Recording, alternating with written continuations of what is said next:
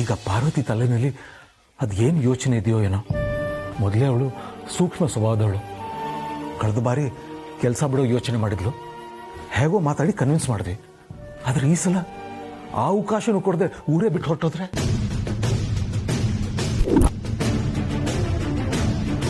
ನನಗೂ ಅದೇ ಭಯ ಆಗ್ತಿರೋದು ಡ್ಯಾಡ್.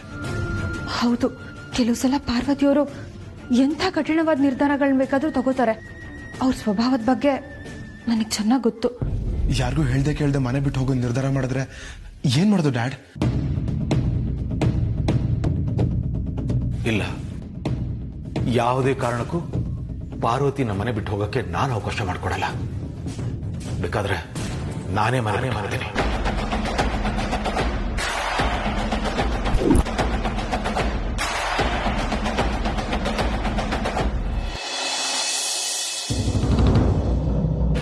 ಅದಕ್ಕೆ ಏನಾಯ್ತು ಚಿಕ್ಕೇಶ್ಮನ್ರೆ? ಅದಕ್ಕೆ ಅಲ್ಲಿ ಡ್ಯಾಡ್ ಅಪ್ಪಂಗೇನಾಯ್ತು? ಡ್ಯಾಡ್ ಮನೆ ಬಿಟ್ಟು ಹೋಗ್ತಿದ್ದಾರೆ. ಏನ್ ಹೇಳ್ತಾ ಇದ್ದೀರಾ? ಹ್ಞೂ ಅದಕ್ಕೆ ಹಚ್ತಾ ಬನ್ನಿ. ಮಾವ, ನನ್ ಮಾತು ಕೇಳಿ ಮಾವ. ಮಾವ ನಿಂತ್ಕೊಳ್ಳಿ. ಇಲ್ಲಮ್ಮ, ನಾನು ಮನೆ ಬಿಟ್ಟು ಹೋಗೋ ನಿರ್ಧಾರ ಮಾಡಾಗಿದೆ. ಅಪ್ಪ, ಎಲ್ಲಿಗೆ ಹೋಗ್ತಾ ಇದ್ದೀರಾ? ಗೊತ್ತಿಲ್ಲ. ಅಲ್ಲಪ್ಪ, ಮನೆ ಬಿಟ್ಟು ಹೋಗೋ ನಿರ್ಧಾರಕ್ಕೆ ಕಾರಣ ಏನು?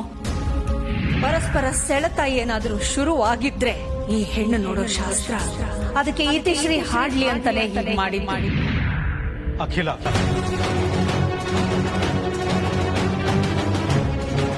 ಏನು? ಅಖಿಲಮ್ಮನ? ಹೌದು, ಅವ್ರಿಗೊಂದು ಪಾಠ ಕಲಿಸ್ಬೇಕು ಅಂತ ನಾನು ಮನೆ ಬಿಟ್ಟು ಹೋಗ್ತಾ ಇದ್ದೇನೆ. ನಾನು ಅಂದ್ರೆ ಒಂಚೂರು ಬೆಲೆ ಇಲ್ಲ ಅವಳಿಗೆ.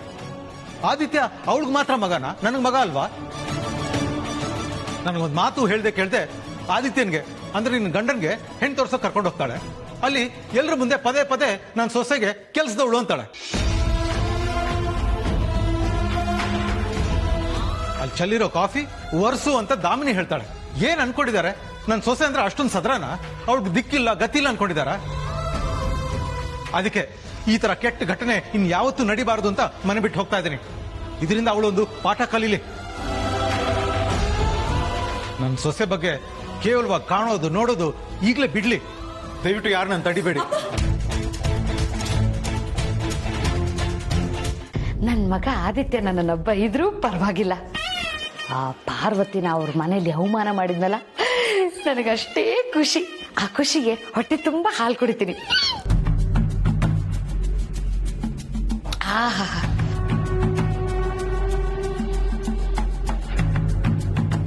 ದೌಲತ್ ದಾಮಿನಿ, ನಿನಗೆ ಸಣ್ಣತನ ಇದೆ ಅಂತ ಗೊತ್ತಿತ್ತು, ಆದ್ರೆ ದುಷ್ಟತನ ಇದೆ ಅಂತ ಇವತ್ತು ಗೊತ್ತಾಯ್ತು. ಹೌದಾ ನನ್ ಗಂಡ ಮೋಹನ್? ಅಂಥ ದುಷ್ಟತನನ ನನ್ನಲ್ಲಿ ಏನ್ ಕಂಡ್ರಿ? ಅಲ್ವೇ, ಇವತ್ತು ಆದಿಗೆ ಹೆಣ್ಣು ನೋಡಕ್ ಹೋದಾಗ ನೀನ್ ಪಾರ್ವತಿ ಜೊತೆ ನಡ್ಕೊಂಡಿದ್ದ ರೀತಿ ನೆನಪಿದ್ಯಾ? ಅವ್ರ ಮನೇಲಿ ಚೆಲ್ಲಿದ ಕಾಫಿನ ಪಾರ್ವತಿಗೆ ಒರ್ಸು ಅಂತ ಹೇಳಿದ್ಯಲ್ಲ, ಯಾಕೆ? ಇದು ನಿನ್ ದುಷ್ಟತನ ಅಲ್ವಾ? ಅಯ್ಯ, ಮನೆ ಕೆಲಸದೊಳಗೆ ಕೆಲಸ ಮಾಡು ಅನ್ನೋದು ತಪ್ಪೇನ್ರಿ?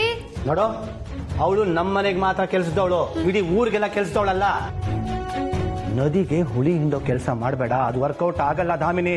ಹೌದ್ರಿ, ನನ್ ನದಿಗೂ ಹುಳಿ ಇಡ್ತೀನಿ, ಸಮುದ್ರಕ್ಕೂ ಹುಳಿ ಇಡ್ತೀನಿ. ಏನಿವಾಗ? ನೋಡು ದಾಮಿನಿ, ಸುಂದರವಾದ ಜೀವನನ ಹಾಳು ಮಾಡ್ಕೋತಾ ಇದೀಯಾ? ಜೀವನ ಅನ್ನೋದು ರೇಡಿಯೋ ಇದ್ದ ಹಾಗೆ. ಅದನ್ನು ಚೆನ್ನಾಗಿ ಟ್ಯೂನ್ ಮಾಡಿದ್ರೆ ಒಳ್ಳೆ ಸಂಗೀತ ಕೇಳತ್ತೆ, ಇಲ್ಲ ಅಂದ್ರೆ ಕರ್ಕಶ ಧ್ವನಿ ಕೇಳಿಸತ್ತೆ ಅಷ್ಟೇ. ಹೋಗ್ರಿ. ನಿನಗ್ ಬುದ್ಧಿ ಹೇಳಕ್ ಬಂದಲ್ಲ, ನನಗೆ ನಾನೇ ಹೊಡ್ಕೋಬೇಕು. ದಯವಿಟ್ಟು ಮೊದ್ಲ ಕೆಲಸ ಮಾಡಿ. ಮುಚ್ಚೆ ಬಾಯಿ. ಪಾಪ ಆದಿತ್ಯ ನಿನ್ನ ವಯಸ್ಸಿಗೆ ಬೆಲೆ ಕೊಟ್ಟು ಪಾರ್ವತಿ ಆ ಕೆಲಸ ಮಾಡದಿರೋ ಹಾಗೆ ಬೈದು ತಡೆದ. ಹಿಂದೆ ಹೋಗಿದ್ದಿದ್ರೆ ನಿನ್ನ ಮಾನ ಮರ್ಯಾದೆ 3 ಕಾಸಿಗೆ ಹರಾಜಾಗಿರೋದು. ಅಲ್ರಿ ಮೋಹನ್, ಅದು ನಿಜ ಅಲ್ಲ ಅಂತ ನಿಮಗೆ ಅನ್ನಿಸ್ತಾ ಇಲ್ವಾ? ಅಕ್ಕನ್ಗೆ ಹಿಡಿಸದೇ ಇರೋ ವಿಷಯನ ಅವರು ಬಾಯಿ ಬಿಟ್ಟೇ ಹೇಳ್ಬೇಕು ಅಂತಿಲ್ಲ, ಕಣ್ಣಲ್ಲೇ ನಮ್ಗೆ ಅರ್ಥ ಮಾಡ್ಸಿರೋರು. ಅಂಥ ಅಕ್ಕನೇ ಸೈಲೆಂಟ್ ಆಗಿದ್ರು ಅಂದ್ರೆ ನೀವೇ ಯೋಚನೆ ಮಾಡಿ 360 ಡಿಗ್ರಿ ಮೋಹನ್.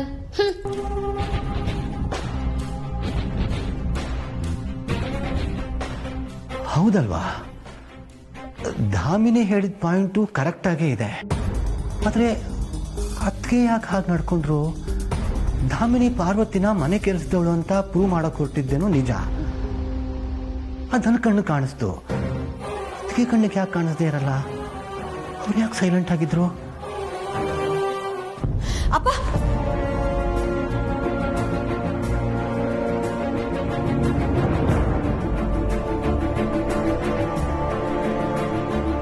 ದಾರಿ ಬಿಡಮ್ಮ. ಇಲ್ಲ, ನಾನು ಈ ಮನೆಯಿಂದ ನಿಮ್ಮನ್ನ ಹೊರಗಡೆ ಹೋಗೋದಕ್ಕೆ ಬಿಡಲ್ಲ ಅಪ್ಪ. ಇಷ್ಟು ದಿನ ಬಾಯಿ ತುಂಬಾ ಮಾವ ಅಂತ ಕರಿತಾ ಇದ್ದವಳು ಈಗ ಅಪ್ಪ ಅಂತೀಯ? ಬಿಡು ದಾರಿ. ಮಾವ, ನಿಮ್ ಕೈ ಮುಗಿದ್ ಬೇಡ್ಕೋತೀನಿ, ದಯವಿಟ್ಟು ಹೋಗ್ಬೇಡಿ ಮಾವ. ಬರೀ ಬಾಯಿ ಮಾತಲ್ಲಿ ಹೇಳೋದಲ್ಲ, ಎಲ್ಲಿ ಕೈ ಮುಗಿ. ನಾನೀಗ ಕೈ ಮುಗಿದ್ರೆ ನೀವ್ ಈ ಮನೆಯಿಂದ ಹೊರಗೆ ಹೋಗ್ತೀರಾ ಅಂತ ನನಗ್ ಚೆನ್ನಾಗ್ ಗೊತ್ತು. ಅದಕ್ಕೆ ನೀವ್ ಕೈ ಮುಗಿ ಅಂತ ಹೇಳ್ತಿರೋದು. ಎಲ್ಲಿ ಮೊದ್ಲು ನನ್ ಮೇಲೆ ಆಣೆ ಮಾಡಿ ಈ ಮನೆಯಿಂದ ಹೊರಗೆ ಹೋಗಲ್ಲ ಅಂತ. ಅವಾಗ ಕೈ ಮುಗಿಯೋದೇನು, ಕಾಲ್ಗೂ ಬೀಳ್ತೀನಿ ಮಾವ.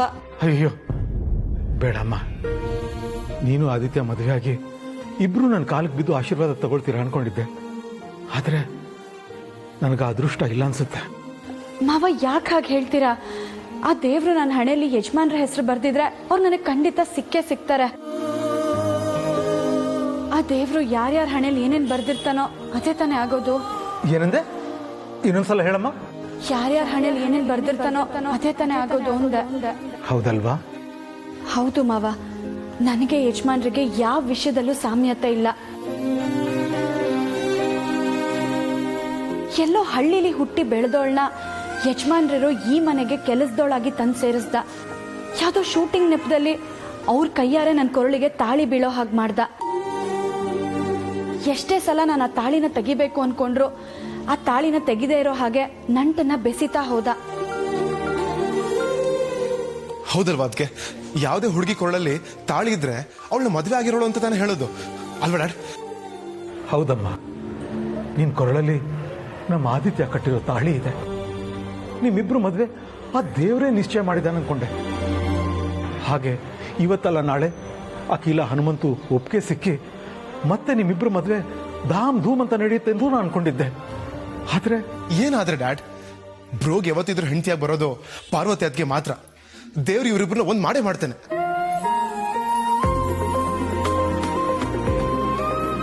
ಮಾಮ ಹುಡುಗಿನ ನೋಡಿರ್ಬೋದು, ಒಪ್ಕೊಂಡಿರ್ಬೋದು, ಆದ್ರೆ ಬ್ರೋ ಮದುವೆನ ಆ ಹುಡುಗಿ ಜೊತೆ ಮಾಡೋದಕ್ಕೆ ನಾವು ಖಂಡಿತ ಬಿಡೋದಿಲ್ಲ. ಯಾಕೆ ಹೇಳಿ? ಅದಕ್ಕೆ ಹಣೆಲಿ ಆ ದಿನ ಗಂಡ ಅಂತ ದೇವ್ರು ಯಾವತ್ತೂ ಬರ್ತಿದ್ದಾನೆ. ಮಾವ, ನಾವೆಲ್ಲ ಇರೋವಾಗ ಪಾರ್ವತಿಯವರಿಗೆ ಅನ್ಯಾಯ ಆಗೋದಕ್ಕೆ ಬಿಟ್ಬಿಡ್ತೀವ? ಇದಕ್ಕೆಲ್ಲ ತಲೆ ಕೆಡಿಸ್ಕೊಂಡು ಅವರು ಈ ಮನೆ ಬಿಟ್ಟು ಹೋಗೋದಾಗ್ಲಿ ಅಥವಾ ಈ ಮನೆ ಕಡೆ ಕಾಲೇ ಇಡಲ್ಲ ಅನ್ನೋ ನಿರ್ಧಾರ ತಗೊಂಡ್ಬಿಡ್ತಾರ? ಹಾಗೆಲ್ಲ ಮಾಡೋದಿಕ್ಕಾಗಲ್ಲ ಮಾವ. ಯಾಕೆ ಅಂದ್ರೆ ಪಾರ್ವತಿಯವರಿಗೆ ಭಾವ ಬೇಕು, ನಮ್ ಎಲ್ರಿಗೂ ಅವರಿಬ್ರು ಬೇಕು. ಹಾಗೆ ನೀವು ಅಷ್ಟೇ, ಹೀಗೆಲ್ಲ ಮನೆ ಬಿಟ್ಟು ಹೋಗೋ ನಿರ್ಧಾರ ತಗೋಬೇಡಿ. ನೀವ್ ಹೋದ್ರೆ ನಾವೆಲ್ಲ ಹೇಗಿರೋದಕ್ಕಾಗತ್ತೆ? ದಯವಿಟ್ಟು ಈ ನಿರ್ಧಾರನ ತಗೋಬೇಡಿ ಮಾವ. ನನಗೆ ಯಜಮಾನ್ರು ಬೇಕು ನಿಜ, ಆದ್ರೆ ಅವ್ರ ಜೊತೆಗೆ ನೀವೆಲ್ಲ ಬೇಕು. ನಿಮ್ಮೆಲ್ಲರ ಪ್ರೀತಿ ಸಹಾಯದಿಂದಾನೆ ಇವತ್ ನನ್ನ ಮನ್ಸಿಗೆ ಎಷ್ಟೇ ನೋವಾದ್ರೂ ಗಟ್ಟಿ ಮನ್ಸಿಂದ ತಡ್ಕೊಂಡಿರೋದು. ಪರಿಸ್ಥಿತಿ ಹೇಗೆ ಬಂದ್ರು ಧೈರ್ಯದಿಂದ ಎದುರಿಸೋಣ ಮಾವ. ಈ ಸಂದರ್ಭದಲ್ಲಿ ನಾನ್ ಮನೆ ಬಿಟ್ಟು ಹೋಗೋ ನಿರ್ಧಾರ ಮಾಡ್ಬೇಕು, ನೀವು ಬಂದು ನನ್ನನ್ನು ಸಮಾಧಾನ ಮಾಡ್ಬೇಕು. ನೋಡಿದ್ರೆ ನೀವೇ ಮನೆ ಬಿಟ್ಟು ಹೋಗ್ತೀನಿ ಅಂತಿದ್ದೀರಲ್ಲ ಮಾವ, ಇದು ಸರಿನಾ? ನೀವೇ ಹೇಳಿ. ದಯವಿಟ್ಟು ನನ್ನ ಮಾತು ಕೇಳಿ ಮಾವ. ಮೊದಲು ಈ ನಿರ್ಧಾರದಿಂದ ಹಿಂದೆ ಸರಿರಿ. ಆಯ್ತಮ್ಮ, ನೀವೆಲ್ಲರೂ ಇಷ್ಟು ಹೇಳ್ತಿದ್ದೀರಾ ಅಂದಮೇಲೆ ನನ್ನ ನಿರ್ಧಾರದಿಂದ ನಾನು ಹಿಂದೆ ಸರಿತೀನಿ. ನಿರ್ಧಾರದಿಂದ ಹಿಂದೆ ಸರಿತೀನಿ ಅಂತ ಹೇಳಿ ಬ್ಯಾಗ್ನ ಇನ್ನು ಕೈಯಲ್ಲೇ ಇಟ್ಕೊಂಡಿದ್ದೀರಾ? ಬಿಡಿ ಮಾವ, ನಾನು ಇದನ್ನ ಒಳಗಡೆ ತಗೊಂಡು ಹೋಗ್ತೀನಿ, ನೀವು ಒಳಗಡೆ ಬನ್ನಿ.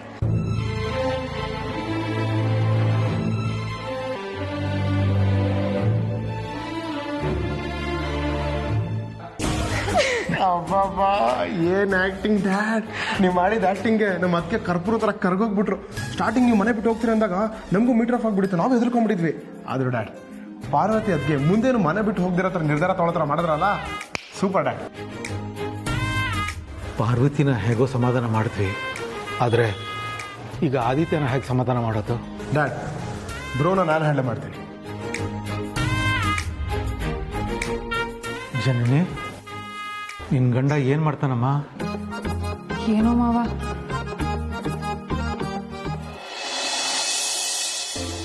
ಏನ್ ಮಾಡೋದು? ಕಾಲ್ ಹಿಡಿದು ಮೂಡ್ ಚೇಂಜ್ ಮಾಡೋಣ.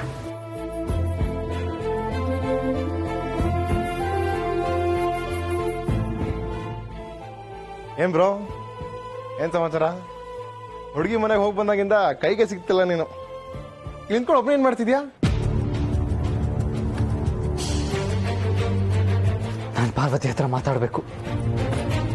ಅಮ್ಮನ ಹತ್ರ ನಮ್ಮ ವಿಷಯ ಹೇಳೋದಕ್ಕೆ ಹೋದಾಗ ಅದನ್ನ ತಡೆದು ಮನೆಗೆ ಹೋಗಿ ಮಾತಾಡೋಣ ಅಂತ ಅಂದ್ಲು. ಈಗಲಾದ್ರೂ ನಮ್ಮ ಪ್ರೀತಿ ವಿಷಯನ ಅಮ್ಮಂಗೆ ಹೇಳೋಣ ಅಂತ ನಾನು ಅವಳಿಗೆ ಕನ್ವಿನ್ಸ್ ಮಾಡಬೇಕು. ಅದ್ರ ಬಗ್ಗೆ ಯೋಚನೆ ಮಾಡ್ತಾ ಇದ್ದೆ. ಆ ಕಷ್ಟ ನಿನ್ಗೆ ಯಾಕೆ ಬಿಡು ಬ್ರೋ. ಅಂದ್ರೆ ಏನ್ ಹೇಳ್ತಾ ಇದೀಯಾ? ಅದೃಷ್ಟ ಅಂದ್ರೆ ನಿಂದು ಬ್ರೋ. ಈಗಾಗ್ಲೇ ಮದ್ವೆ ಆಗಿದ್ರು, ಇನ್ನೊಂದ್ ಮದ್ವೆ ಆಗಕ್ಕೆ ಹೆಂಡತಿನ ಕರ್ಕೊಂಡು ಹೆಣ್ಣು ನೋಡಕ್ ಹೋಗಿದ್ಯಲ್ಲ, ಗ್ರೇಟ್ ಬ್ರೋ ನೀನು. ಡಬಲ್ ದಬಾಕ ನಿಂಗೆ. ಮಾಮ್ ನೋಡ್ರೆ ಹುಡುಗಿನೋ ಸೂಪರ್ ಆಗಿದ್ದಾಳೆ. Not bad, she is actually beautiful. ಮಾಮ್ಗೂ ಸಖತ್ ಇಷ್ಟ ಆಗಿದ್ದಾಳೆ ಬ್ರೋ. ಒಂದ್ ಕೆಲಸ ಮಾಡು, ಮಾಮ್ಗೋಸ್ಕರ ಯಾಮಿನಿನ್ನು ಮದ್ವೆ ಆಗ್ಬಿಡು ಬ್ರೋ. ಆಮೇಲೆ ಮಾಮ್ ಹತ್ರ ಪಾರ್ವತಿ ಅದಕ್ಕೆ ವಿಷಯ ಹೇಳು. ನನಗೋಸ್ಕರ ನನ್ನ ಮಗ ಒಂದು ಹುಡುಗಿನ ಮದುವೆ ಆದ ಅಂತ ಹೇಳಿ ಮಾಮ್ ಎಮೋಷನಲ್ ಆಗಿ ಪಾರ್ವತಿ ಅದಕ್ಕೇನೋ ಸೊಸೆಯಾಗಿ ಒಪ್ಕೋಬಹುದು. ಆಗ ನೀನು ಇಬ್ಬರ ಹೆಂಡರ ಮುದ್ದಿನ ಪೊಲೀಸ್ ಅನ್ನೋ ತರ ಇಬ್ಬರ ಹೆಂಡರ ಮುದ್ದಿನ ಬಿಸ್ನೆಸ್ ಮ್ಯಾನ್ ಆಗ್ಬೋದು ಬ್ರೋ.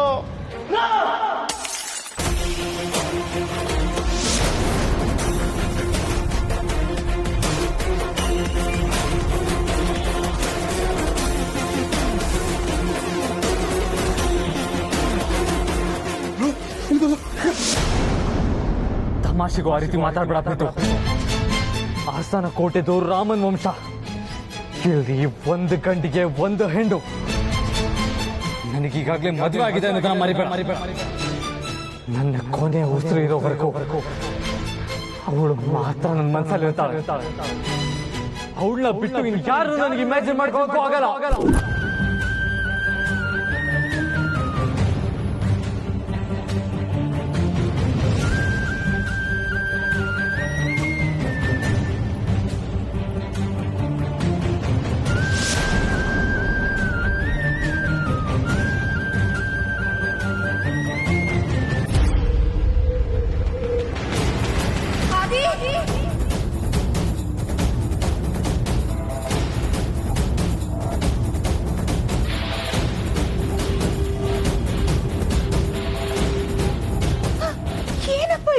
ಕೈಯಲ್ಲೆಲ್ಲ ರಕ್ತ ಬರ್ತಿದೆ. ಹೇಗಾಯ್ತು? ಪಾರ್ವತಿ, ಫಸ್ಟ್ ಏಡ್ ಕಿಟ್ ತಗೊಂಡ್ ಬಾ ಹೋಗು. ಏನಪ್ಪ ನೀನು ನೋಡ್ಕೊಂಡು ಸುಮ್ಮನೆ ನಿಂತಿದೀಯಲ್ಲ, ಹೀಗ ಇರೋದು? ನೀ ಬಾಪ ಬಾ ಬಾ.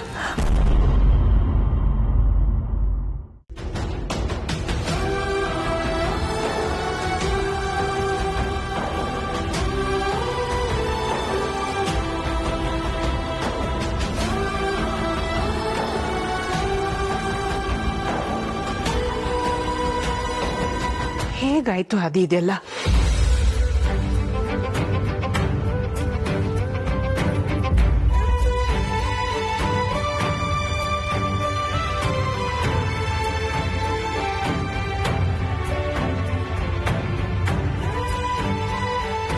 ಯಾಕಾದಿ ಏನು ಹೇಳ್ತಾನೆ ಇಲ್ಲ? ಹೇಗಾಯ್ತು ಇದೆಲ್ಲ? ಅಮ್ಮ, ಅದು ಕಾಲ್ ಜಾರಿ ಗ್ಲಾಸ್ ಮೇಲೆ ಬಿದ್ದು ಕೈ ಹಿಟ್ ಮಾಡ್ಕೊಂಡೆ. ಕಾಲ್ ಜಾರಿದ್ರೆ ಪರವಾಗಿಲ್ಲ, ಬ್ಯಾಂಡೇಜ್ ಕಟ್ಬೋದು. ಆದ್ರೆ ಅರಸನ ಕೋಟೆಗೆ ಅದರದ್ದೇ ಆದ ಘನತೆ ಇದೆ. ಅದರ ಘನತೆಗೆ ತಕ್ಕ ಹಾಗೆ ನಿನ್ನ ವ್ಯಕ್ತಿತ್ವ ಇರಬೇಕು. ಯಾವ ಕಾರಣಕ್ಕೂ ನಿನ್ನ ವ್ಯಕ್ತಿತ್ವ ಮಾತ್ರ ಜಾರಬಾರದು.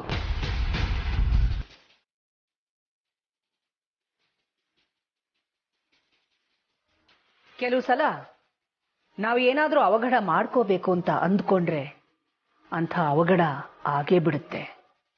ಇನ್ ಕೆಲವು ಸಲ ನಾವು ಏನೂ ಅಂದ್ಕೊಳ್ದೆ ಸುಮ್ಮನೆ ಇದ್ರೂ ಕೆಟ್ಟ ಘಟನೆ ಜರುಗ್ ಹೋಗುತ್ತೆ. ಯಾವುದೇ ರೀತಿ ಆದ್ರೂ ಪೆಟ್ಟು ತಿನ್ನಲೇಬೇಕು. ಅದು ಮನಸ್ಸಿಗಾದ್ರೂ ಸರಿ, ದೇಹಕ್ಕಾದ್ರೂ ಸರಿ.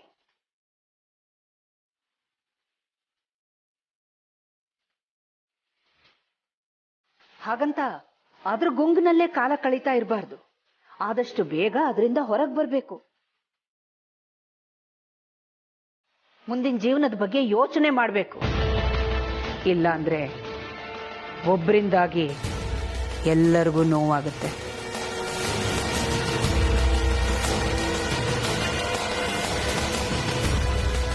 ಈಗ ನೋಡ್ಕೊಂಡು ಬಂದಿರೋ ಹುಡುಗಿ ಯಾಮಿನಿ ಜೊತೆ ನಿನ್ನ ಮದುವೆ ಯಾವುದೇ ಕಾರಣಕ್ಕೂ ಕ್ಯಾನ್ಸಲ್ ಆಗಬಾರದು.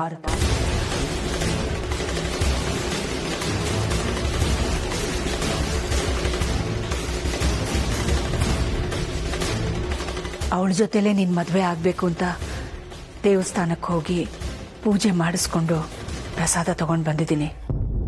ಪಾರ್ವತಿ, ಎಲ್ರಿಗೂ ಪ್ರಸಾದ ಕೊಡು.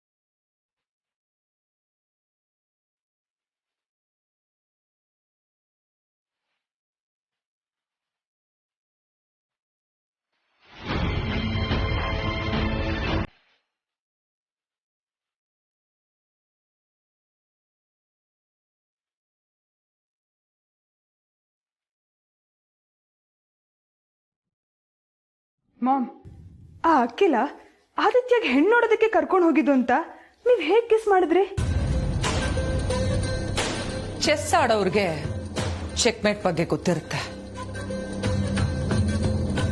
ಯಾವ ಕಾಯಿನ ಯಾವಾಗ ಮೂವ್ ಮಾಡ್ಬೇಕನ್ನೋ ಕ್ಯಾಲ್ಕುಲೇಷನ್ ಇರುತ್ತೆ.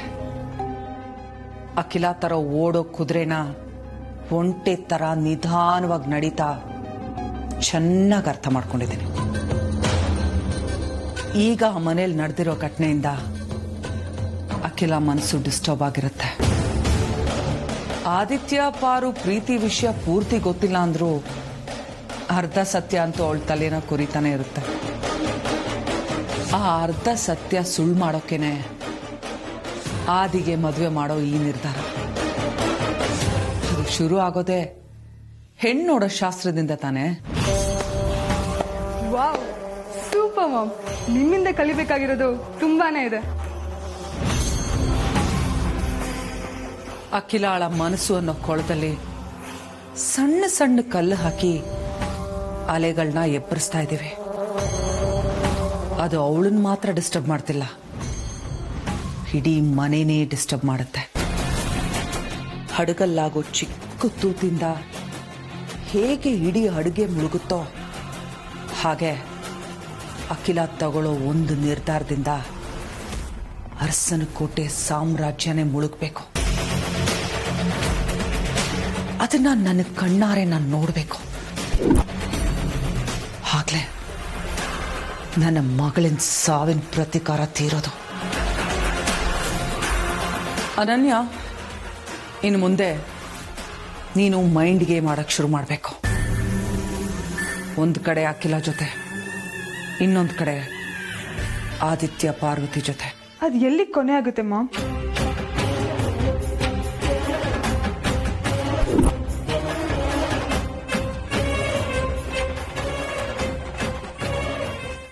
ನಾವು ಹೀಗೆ ಮಾಡಿದ್ರೇನೆ ಅಖಿಲನಿಗೆ ಸಾರ್ವಜನಿಕವಾಗಿ ಮುಖಭಂಗ ಆಗೋದು. ಓಕೆ ಮಾಮ್, ನಾಳೆಯಿಂದನೇ ನಾಟ ಶುರು ಮಾಡ್ತೀನಿ. ಅದಕ್ಕೆ ರಿಸಲ್ಟ್ ಬಂದೇ ಬರುತ್ತಲ್ಲ ಮಾಮ್? ಪರೀಕ್ಷೆ ಬರೆಯೋ ಮುಂಚೆ ಫಲಿತಾಂಶದ ಬಗ್ಗೆ ಯೋಚನೆ ಮಾಡಬಾರ್ದು. ಕೊಟ್ಟಿರೋ ಪ್ರಶ್ನೆಗೆ ಗೊತ್ತಿರೋ ಉತ್ತರ ಬರೀಬೇಕು ಅಷ್ಟೇ.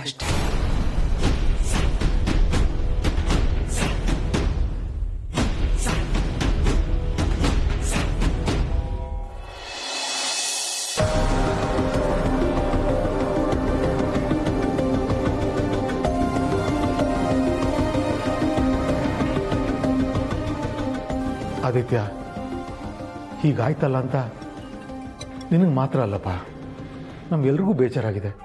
ಅದಕ್ಕಿಂತ ಹೆಚ್ಚಾಗಿ ದುಃಖ ಆಗಿದೆ. ಆದರೆ ಏನು ಮಾಡೋದು? ಯಾಕೆ ಹೀಗೆ ಮಾಡಿದೆ ಅಂತ ಅಖಿಲನ ಪ್ರಶ್ನೆನೂ ಮಾಡಿದೆ ನಾನು. ಅವಳು ಮಾಡಿದ್ದು ಸರಿ ಅಂತ ಅವಳಿಗೆ ಅನ್ಸಿರ್ಬೋದು, ಆದರೆ ನಮ್ಗೆ ಯಾರಿಗೂ ಅನ್ಸಲ್ವೇ?